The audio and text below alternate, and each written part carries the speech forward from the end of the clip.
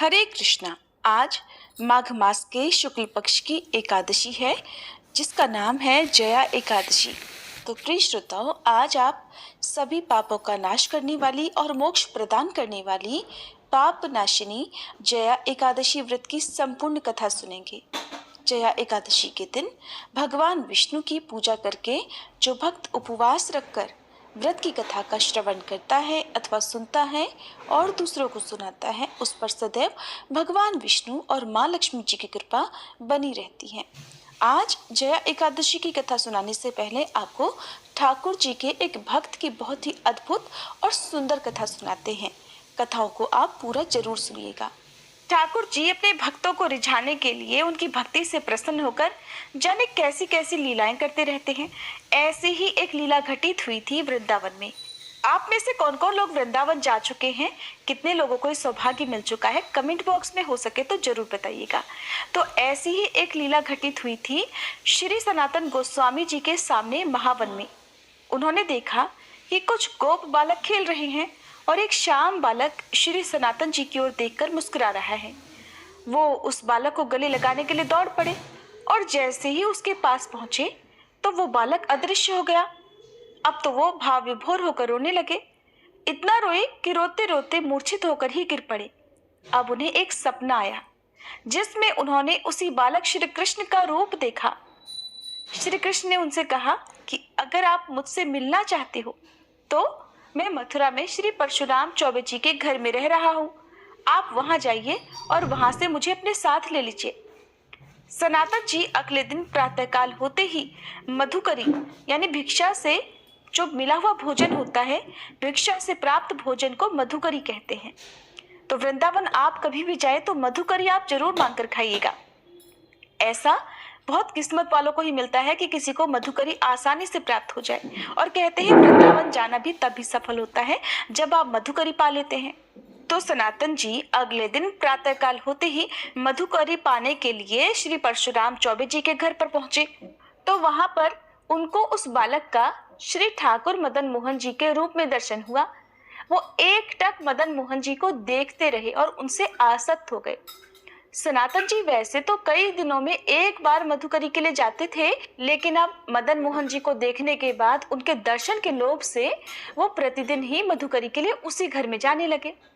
वो मदन मोहन जी के दर्शन करते और घंटों खड़े उनके सामने रोते रहते। अब एक दिन घर की वृद्धा माता ने देखा कि ठाकुर जी से नेत्र मिलाए सनातन जी घंटों से खड़े हैं, साथ साथ रो भी रहे हैं। उनकी ऐसी प्रेममयी दशा देखकर वो बोली, बाबा इनको देख रहे हो? अरे इनको मत देखो, ये तो सर्वनाश कर देते हैं।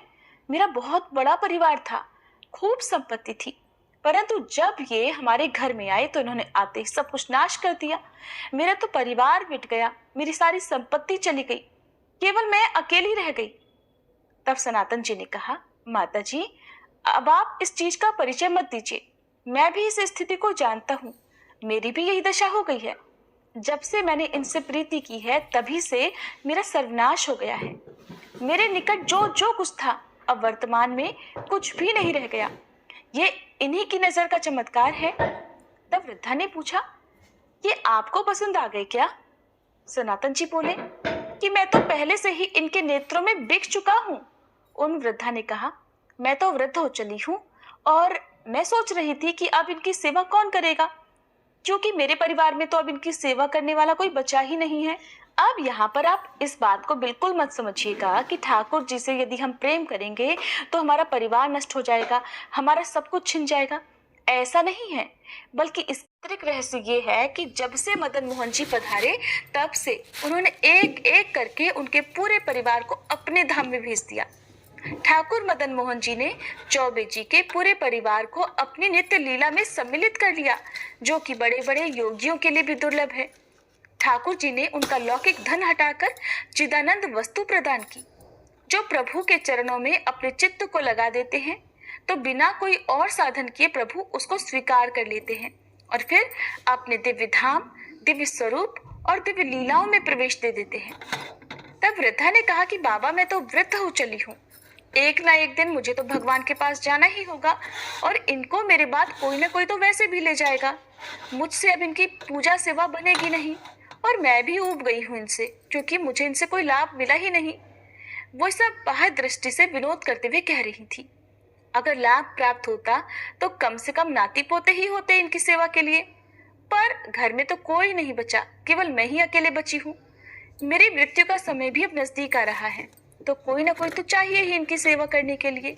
लेकिन मैं तो इन्हें उसी को दे सकती हूँ जो इनसे प्यार करे, इनकी सेवा करे। मुझे तो बड़ा संतोष हुआ आपके नेत्रों में इनके प्रति इतना प्यार देखकर कि आप इनकी प्रेम पूर्वक सेवा करेंगे। आप इसी से पहचान सकते हैं कि मैं कितना प्यार करती हूँ अपने ठाकुर जी से, क्योंकि मैं तो इन्हें अपने नेत्रों से ओझल ही नहीं होने देना चाहती। किंतु बाबा, अब मेरा शरीर बूढ़ा हो चुका है। अब मेरे शरीर में इतनी ताकत नहीं बची कि मैं इनकी नित्य सेवा पूजा पाठ कर सकूं। इनको आप ले जाइए। तब श्री सनातन गोस्वामी जी ने कहा कि मैया, यदि ऐसी बात है तो आप मुझे इन्हें तुरंत दे दीजिए, मैं इन्हें आज ही अपने संग ले जाऊंगा। अब तो वृद्धा माता जी ने रो रो कर ठाकुर जी को बार बार हृदय से लगाकर उन्हें श्री सनातन गोस्वामी जी को दे दिया, मानो कोई माँ अपने कलेजे का टुकड़ा अपने बेटे को किसी और को सौंप रही हो। अब तो श्री सनातन गोस्वामी जी अत्यंत प्रसन्न होकर ठाकुर मदन मोहन जी को श्रीधाम वृंदावन में ले आए। फिर उन्होंने आदित्य टीला में श्री ठाकुर मदन मोहन जी महाराज को विराजमान कर दिया। वृंदावन में जिस टीले पर लाल पत्थर का मंदिर है उसे आदित्य टीला कहते हैं। अब तो सनातन जी की दिनचर्या में पेट भरने के लिए, उदर पोषण के लिए केवल मधुकरी वृत्ति यानी मांग कर भोजन पाना ही था। हफ्ते में एक दिन वो भोजन ले जाते और कई दिनों तक उसका प्रयोग करते, परंतु अब उनकी कुटिया में ठाकुर जी आ गए थे, तो अब तो श्री सनातन जी ठाकुर जी के भोग के लिए रोज रोज आटा मांग कर लाते और उसकी बाटी बनाकर फिर पहले ठाकुर जी को भोग लगाते और वही खुद भी पाते।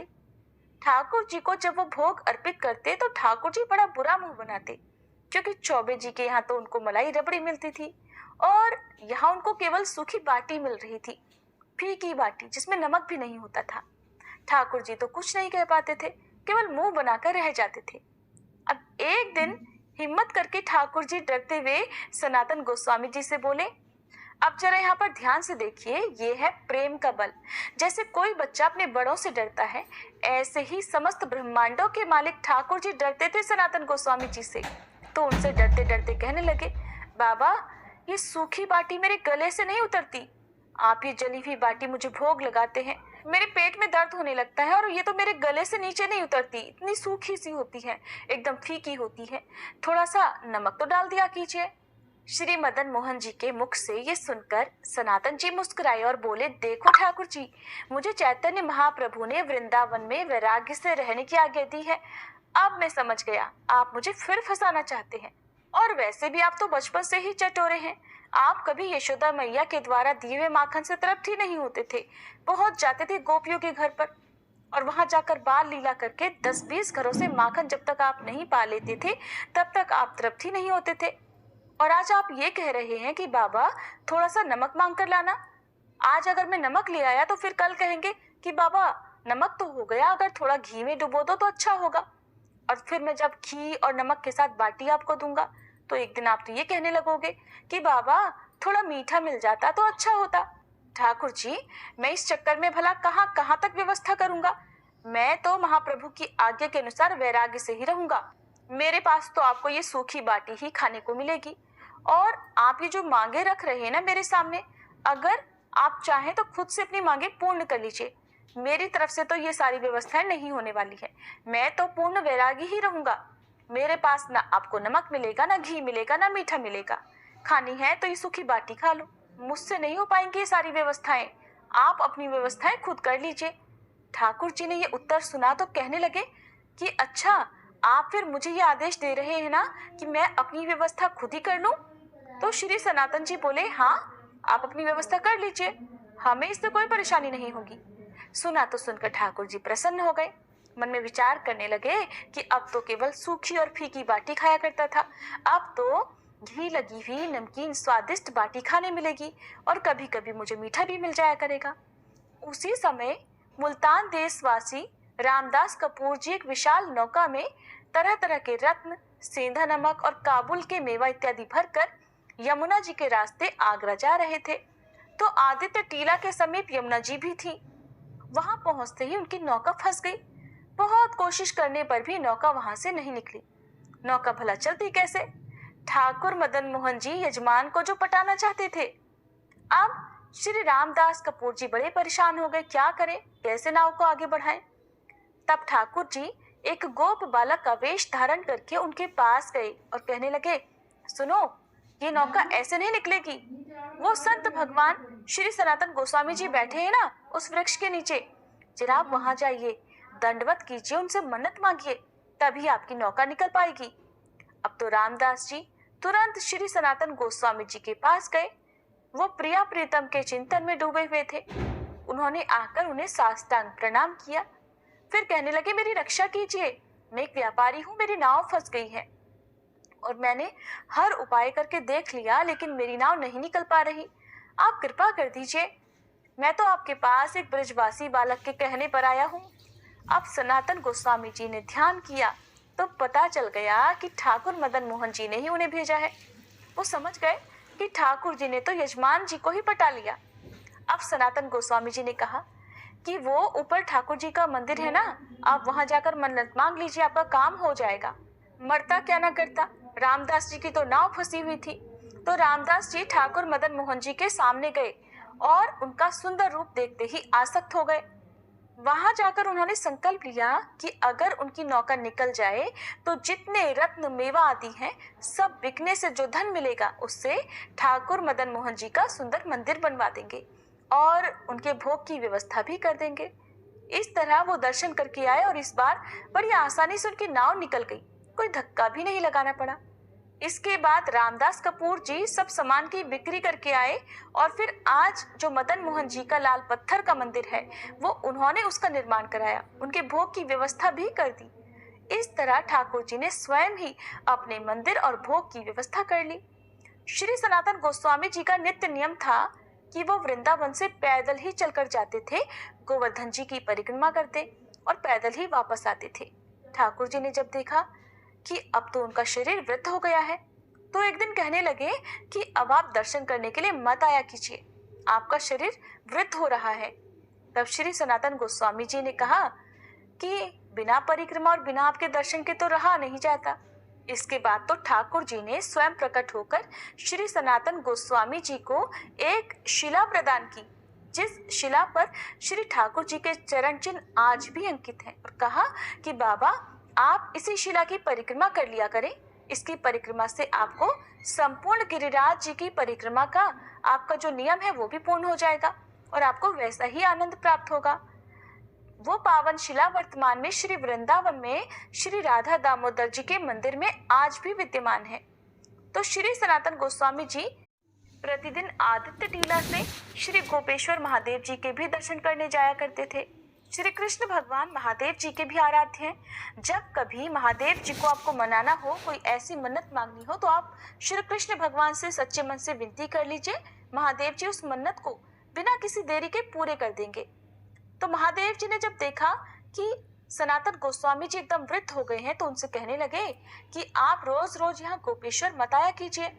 तो श्री सनातन गोस्वामी जी ने कहा कि मेरा तो आपके दर्शन करने का नियम है। तब शिव जी ने कहा कि एक काम करता हूँ, मैं मध्य में ही कहीं प्रकट हो जाता हूँ। आज जो बनखंडी महादेव जी का मंदिर वृंदावन में है उस रूप में श्री गोपेश्वर महादेव जी प्रकट हो गए और फिर श्री सनातन गोस्वामी जी रोज उनके दर्शन के लिए जाने लगे और इस तरह से उनके पैदल परिक्रमा का जो मार्ग था वो भी आसान हो गया, कम हो गया। अब उन्हें कम समय के लिए चलना पड़ता। तो भगवान अपने भक्त का इतना ध्यान रखते हैं, जाने क्या क्या कर बैठते हैं कि किसी तरह से उनके भक्त को ज्यादा कष्ट न पहुंचाए। बंगाल में गरीब ब्राह्मण ने अपनी गरीबी से बहुत दुखी होकर धन प्राप्ति के लिए एक बार भगवान शंकर की आराधना की। अब भगवान शंकर जी प्रसन्न हुए और उन्होंने स्वप्न में आकर उन्हें दर्शन दिए। फिर आदेश किया कि श्री वृंदावन धाम में श्री सनातन गोस्वामी जी नाम के एक महापुरुष निवास करते हैं, उनके पास पारस मणि है, वो आपको वह पारस मणि दे देंगे। अब तो वह ब्राह्मण आनंद में मगन होकर श्री वृंदावन धाम आए और फिर श्री सनातन जी के वहां गए। उन्होंने जब श्री सनातन जी को देखा तो वे एक गुदड़ी और एक करवा लिए हुए थे और शरीर पर उन्होंने कौपीन पहना हुआ था। ये देखकर उनके मन में तो बड़ी घोर निराशा हुई कि जो खुद ऐसी गरीबी में जी रहे हैं, वो भला उनको पारसमणि कहाँ से ला कर देंगे। अगर उनके पास पारसमणि होती तो वो खुद इस दयनीय स्थिति में होते। उन्होंने फिर सोचा कि भगवान शंकर ने कहा है और भगवान शंकर के वचन तो झूठे नहीं हो सकते। तो वो एक बार हिम्मत बटोरकर उनके पास गए, जाकर उन्हें प्रणाम किया। सनातन जी ने ब्राह्मण से पूछा कि आप किस उद्देश्य से आए हैं। तो उन्होंने कहा कि मुझे भगवान शंकर ने भेजा है और कहा है कि आपके पास पारसमणि है और अगर सचमुच ऐसा है तो आप मुझे वो प्रदान कर दीजिए। सनातन जी ने कहा, मैंने उसे कभी छुआ तो नहीं, वो मेरे पास भी नहीं है। हाँ, एक दिन मैं यमुना स्नान करने जा रहा था तो मेरे पैर से टकरा गई, तो मैंने उसे वहीं रेत से ढक दिया। तब ब्राह्मण ने कहा, क्या आप कृपया करके चलकर मुझे बता सकते हैं कि वो पारसमणि कहाँ है। तब श्री सनातन गोस्वामी ब्राह्मण को एक जगह लेकर गए और बोले, इसी जगह पर पारसमणि है, आप रेती हटाइए तो आपको दिख जाएगी। अब जैसे ही ब्राह्मण ने वहां से रेती हटाई तो थोड़ी ही देर में चमकती हुई पारसमणि उन्हें मिल गई। अब पारसमणि मिली तो ब्राह्मण के मन में शंका पैदा हुई। सोचने लगे कि परीक्षा करके देखूं तो सही कोई चमकदार पत्थर है या फिर सही में पारसमणि है। तो उन्होंने एक लोहे की कील में पारसमणि का स्पर्श करा दिया। वह तत्काल सोने की हो गई। अब तो उनका मन बड़ा प्रसन्न हुआ कि भगवान शंकर जी का वरदान सही हुआ। परंतु फिर उन्हें विचार आया कि कैसे संत हैं जिन्होंने इतनी कीमती वस्तु को खुद से इतनी दूर रखा है। तो उन्होंने सीधे सीधे ये प्रश्न श्री सनातन जी से ही पूछ लिया। प्रश्न के बाद श्री सनातन गोस्वामी जी ने कहा कि बहुत दुर्गुण है इस पारसमणि में, न जाने कितनी मलिनताएं छुपी हुई हैं। क्योंकि जब धन बढ़ेगा तो अहंकार बढ़ेगा, दोष बढ़ेंगे, भगवत चिंतन छूटेगा। बहुत सारे दोष हैं इसमें और इसका रजोगुण कहीं मुझ पर प्रभाव न डाल दे, किसी भी तरह से मेरे भजन में विक्षेप न डाले। मैंने इसीलिए इसको अपने आप से बहुत दूर रखा है और मेरे लिए ये किसी पत्थर से बढ़कर और कुछ नहीं है, क्योंकि मेरे पास जो मणि है उस मणि के सामने तो ये मणि कुछ भी नहीं। सुनकर तत्काल वे ब्राह्मण बोले, महाराज आपके पास कौन सी मणि है। तब श्री सनातन जी बोले, इंद्रनील मणि श्याम मनोहर श्री लाल बिहारी श्याम सुंदर रूपी मणि हमारे पास है। उन्होंने तत्काल श्री सनातन गोस्वामी जी के चरणों में प्रणाम किया और कहा, महाराज फिर आप ऐसी अपवित्र मणि हमें क्यों दे रहे हैं। अब आप मुझ पर कृपा करें और वही मणि मुझे भी दे दीजिए जो आपके पास है। तब श्री सनातन जी ने कहा, तो फिर इस मणि को यमुना जी में फेंकिए और यमुना स्नान करके आइए। आप अधिकारी हैं श्री कृष्ण के प्रेम के, क्योंकि आपके ऊपर भगवान शिव की कृपा हुई। आपको उन्होंने पारसमणि लेने के लिए नहीं भेजा था, भेजा तो इसी इंद्रनील मणि श्याम मनोहर के लिए था। पर आपको विश्वास हो जाए, आपकी समझ में आ जाए कि पारसमणि को भी त्यागने का सामर्थ्य श्री श्याम सुंदर के चरण अनुरागियों में होता है और उन्होंने इसीलिए तो ये सारी लीला करवाई। जाइए यमुना जी में स्नान करके आइए और इस पारसमणि को यमुना जी में फेंक दीजिए। श्री सनातन गोस्वामी जी ने उन्हें दीक्षा दी, उन्हें भगवत संबंध से युक्त किया और निरंतर वो वृंदावन धाम वास करके भगवत चिंतन करते हुए एक दिन भगवत धाम को प्राप्त हो गए। तो ये थी भगवान की लीला। सभी मिलकर प्रेम से बोले, श्री सनातन गोस्वामी जी की जय। अब सुनिए जया एकादशी की कथा। धर्मराज युधिष्ठिर के शांत और पावन महल के वातावरण में आज एक विशेष चहल पहल है, एक विशेष उत्सुकता व्याप्त है। धर्मराज युधिष्ठिर अपने सिंहासन पर बैठकर भगवान श्री कृष्ण की प्रतीक्षा कर रहे हैं। उनके मन में धर्म और कर्म के गूढ़ रहस्यों को समझने की प्रबल जिज्ञासा है। महल के द्वार पर खड़े प्रहरी भी दिव्यता के इस क्षण का अनुभव कर रहे हैं, मानो समस्त सृष्टि एकाग्र होकर किसी महान घटना की प्रतीक्षा कर रही हो। अचानक गगन में एक अद्वितीय शंखनाद गूंज उठता है। एक स्वर्णिम रथ जो सूर्य के प्रकाश से भी अधिक तेजस्वी प्रतीत हो रहा है, आकाश मार्ग से महल की ओर बढ़ रहा है। उस दिव्य रथ पर भगवान श्री कृष्ण अपनी अनुपम मुस्कान और दिव्य आभा के साथ विराजमान हैं।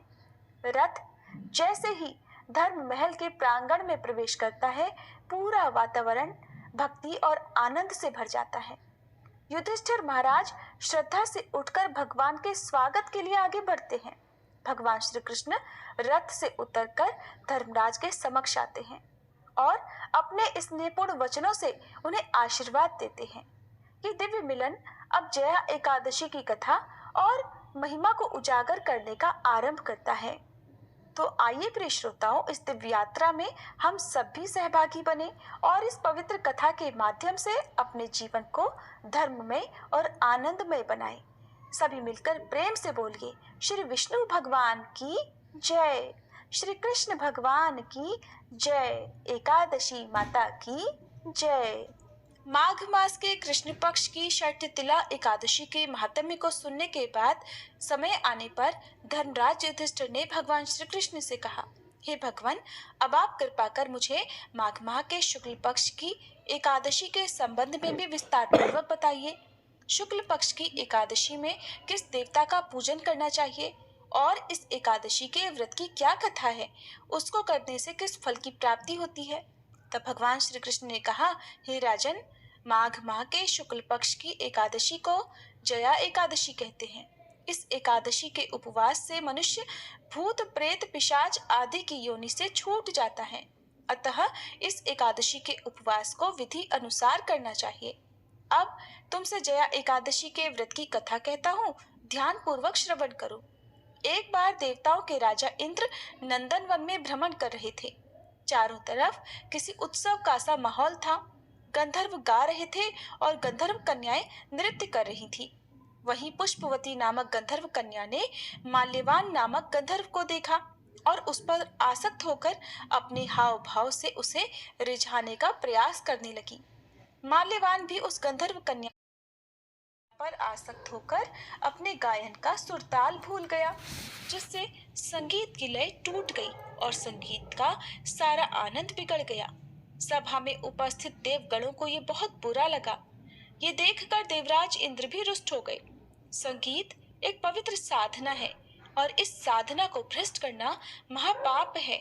अतः क्रोधवश इंद्र ने पुष्पवती तथा माल्यवान को शाप दे दिया। कहा कि संगीत की साधना को अपवित्र करने वाले माल्यवान और पुष्पवती, तुमने देवी सरस्वती का घोर अपमान किया है। अतः तुम्हें मृत्यु लोक में जाना होगा।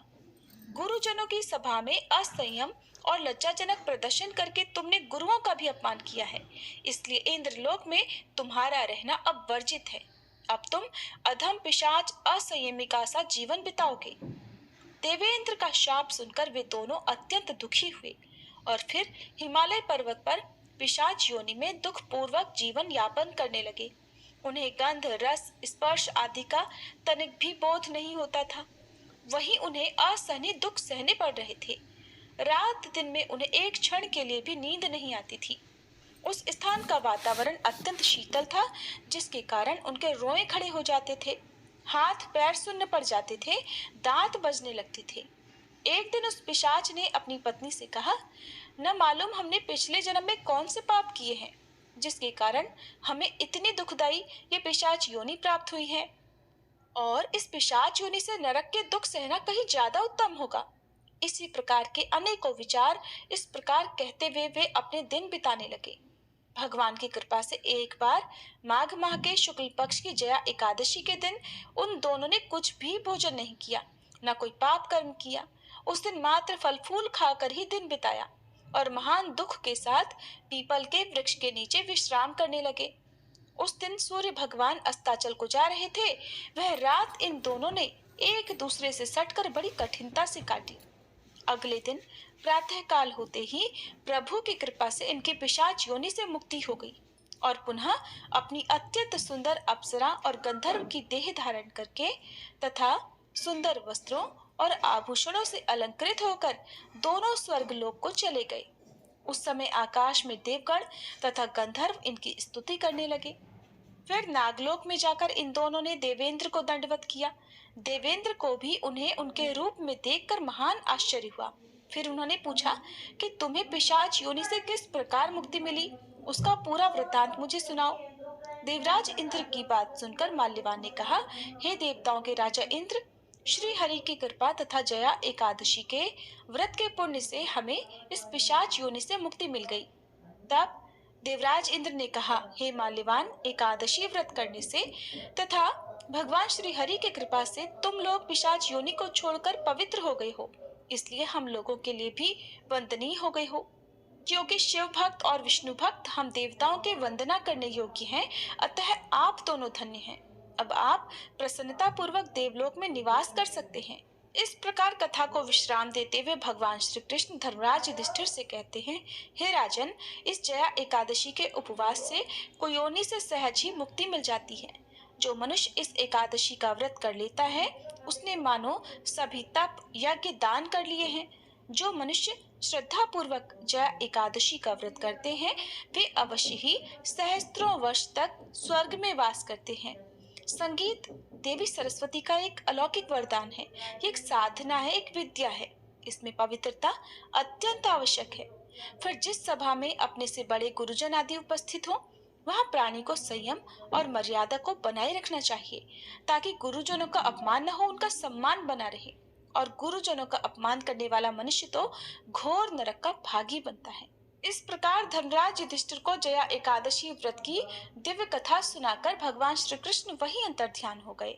ये थी जया एकादशी व्रत कथा। सभी मिलकर प्रेम से बोलिए, श्री कृष्ण भगवान की जय, श्री विष्णु भगवान की जय। अब सुनिए तुलसी माता की कथा। सावर्णी मुनि की पुत्री तुलसी अपूर्व सुंदरी थी। उनकी इच्छा थी कि उनका विवाह भगवान नारायण के साथ हो। इसके लिए उन्होंने नारायण पर्वत की घाटी में स्थित बद्री वन में घोर तपस्या की। दीर्घ काल तक तपस्या के बाद ब्रह्मा जी ने प्रसन्न होकर उन्हें दर्शन दिए और वर मांगने को कहा। तब तुलसी जी ने कहा, हे सृष्टिकर्ता ब्रह्मदेव, आप अंतर्यामी हैं, सबके मन की बात जानते हैं। फिर भी मैं आपको अपनी इच्छा बताती हूँ। मैं चाहती हूँ कि भगवान श्री नारायण मुझे पति रूप में मिले। तब ब्रह्मा जी ने कहा, तुम्हारा अभीष्ट तुम्हें अवश्य मिलेगा। अपने पूर्व जन्म में किसी अपराध के कारण तुम्हें शाप मिला है।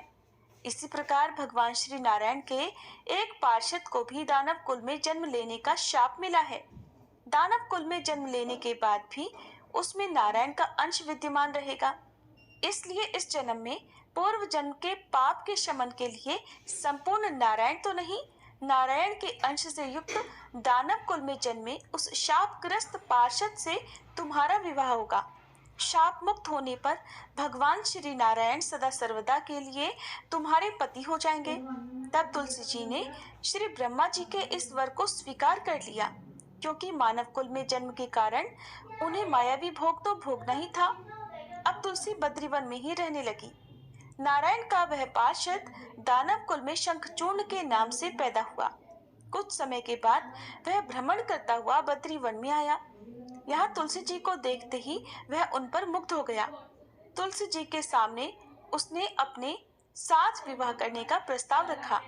इतने में ही ब्रह्मा जी वहां आ गए और तुलसी जी से कहा, तुलसी, शंखचूर्ण को देखो, कैसा देवोपम इसका स्वरूप है। दानव कुल में जन्म लेने के बाद भी लगता है मानो इसके शरीर में नारायण का वास हो। तुम प्रस्ताव को सहर्ष स्वीकार कर लो।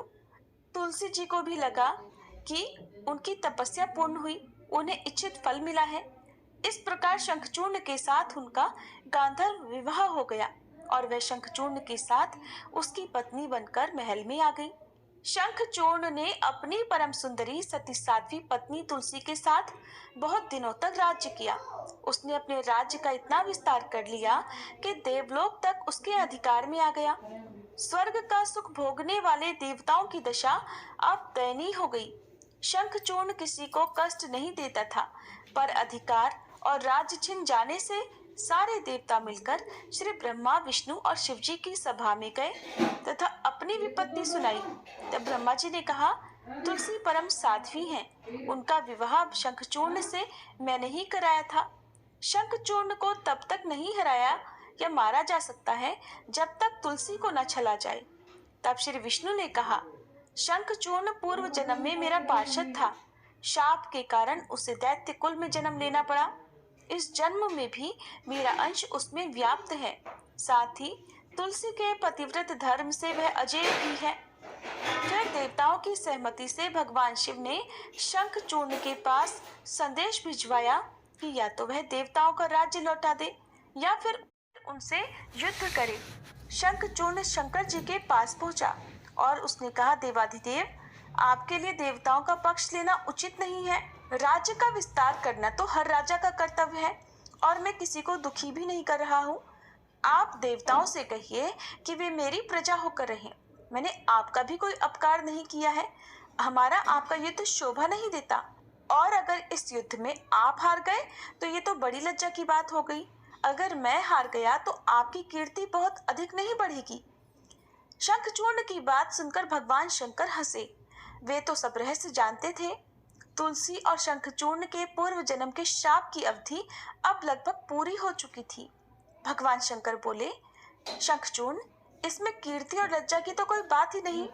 तुम देवों का राज्य लौटाकर उन्हें उनके पद पर प्रतिष्ठित होने दो। युद्ध से बचने का यही एकमात्र उपाय है। तब शंखचूर्ण ने कहा, मैंने तो युद्ध के बल से ही देवलोक को जीता है और कोई उसे केवल युद्ध के द्वारा ही वापस ले सकता है। यही मेरा अंतिम निर्णय है। मैं जा रहा हूँ। ऐसा कहकर शंखचूर्ण चला गया। उसने अपने राजमहल में वापस आकर अपनी पत्नी तुलसी को सारी बात बताई और कहा, कर्म भोग सब काल सूत्र में बंधा है। जीवन में हर्ष, शोक, भय, सुख, दुख, मंगल, अमंगल सब कुछ काल के अधीन है। हम तो केवल निमित्त है। संभव है कि भगवान शिव देवों का पक्ष लेकर मुझसे युद्ध करें। तुम चिंता मत करना, तुम्हारा सती तेज मेरी रक्षा करेगा। और फिर दूसरे ही दिन भगवान शंकर के नेतृत्व में देवताओं ने युद्ध छेड़ दिया। शंखचूर्ण ने भीषण बाणों की वर्षा करके उनका वेग रोका। उसके प्रहार से देवता डगमगाने लगे। फिर उसने दानवी शक्ति का प्रयोग करके मायावी युद्ध आरंभ कर दिया। युद्ध स्थल पर वह कभी किसी को दिखाई नहीं देता था, पर उसके अस्त्र शस्त्र प्रहार कर देवों को घायल कर रहे थे। देवगण अपने अस्त्र चलाए भी तो किस पर चलाए, क्योंकि कोई शत्रु सामने था ही नहीं। कई दिनों तक इस तरह भयंकर युद्ध चला। शंखचूर्ण पराजित नहीं हुआ। तब भगवान शिव ने श्री विष्णु से कहा, हे हरि, कुछ उपाय करो, अन्यथा मेरा तो सारा यश मिट्टी में मिल जाएगा। भगवान श्री विष्णु ने सोचा, बल से तो शंखचूर्ण को हराया नहीं जा सकता, इसलिए अब छल का सहारा लेना पड़ेगा। उन्होंने तुरंत अपना स्वरूप शंखचूर्ण जैसा बनाया और अस्त्र शस्त्र से सुसज्जित होकर वे महल में तुलसी जी के पास आए और बोले, प्रिय, मैं युद्ध जीत गया। सारे देवता भगवान शंकर समेत हार गए। इस खुशी में आओ, मैं तुम्हें अंक से लगा लूं। पति को प्रत्यक्ष खड़ा देख और विजय का समाचार सुनकर वह दौड़कर मायावी शंखचूर्ण के गले से लिपट गई। इस प्रकार पति पत्नी दोनों ने आलिंगन होकर खूब आनंद मनाया। इधर पराये पुरुष के साथ इस प्रकार के व्यवहार से तुलसी का सती तेज नष्ट हो गया। उनका सती तेज जो शंखचूर्ण की कवच के रूप में रक्षा कर रहा था, वह कवच नष्ट हो गया। अब युद्ध के मैदान में इधर शंखचूर्ण शक्तिहीन हो गया। ये जानते ही भगवान शंकर ने अपने त्रिशूल से उस पर प्रहार कर दिया। त्रिशूल के लगते ही शंखचूर्ण जलकर भस्म हो गया।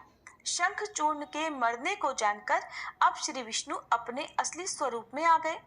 सामने अपने पति शंखचूर्ण के स्थान पर भगवान विष्णु को खड़ा देखकर तुलसी बहुत आश्चर्यचकित हुई। अब उन्हें पता लग गया कि स्वयं नारायण ने उसके साथ छल किया है।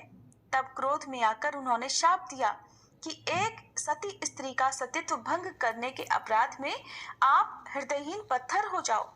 तब भगवान श्री विष्णु ने तुलसी जी के शाप को शिरोधार्य करते हुए कहा, देवी, तुम्हारे और शंखचूर्ण के कल्याण के लिए ही मुझे ऐसा करना पड़ा। तुम दोनों को शाप मुक्त करना था। तुम भी अब शरीर त्याग कर तुलसी बिरवा के रूप में जन्म लोगी और मेरी पूजा तुलसी दल से होगी। मैं शालिग्राम पत्थर बनूंगा। मेरे शीश पर तुम सदैव आदर से विराजमान होगी। तुम्हारे पति की हड्डियों के चूर्ण से शंख की उत्पत्ति होगी। उस शंख ध्वनि से देवताओं और मेरी पूजा आराधना होगी। जहाँ शंख ध्वनि होगी वहाँ सदैव मैं मंगलमय विराजमान रहूंगा। तुमने पूर्व जन्म में बद्रीवन में मुझे पाने के लिए बड़ी कठिन तपस्या की थी। अब अगले जन्म में मैं नारायण प्रस्तर के रूप में बद्रीनाथ वन में स्थापित होऊंगा और मेरी पूजा अर्चना फल फूल से न होकर तुम्हारे तुलसी दल से होगी। मेरे शीश पर विराजमान होकर तुम मुझसे भी ऊंचा पद प्राप्त करोगी और मेरा भोग भी तुम्हारे बिना स्वीकार नहीं होगा। प्रेम से बोलिए तुलसी माता की जय। श्री विष्णु भगवान की जय।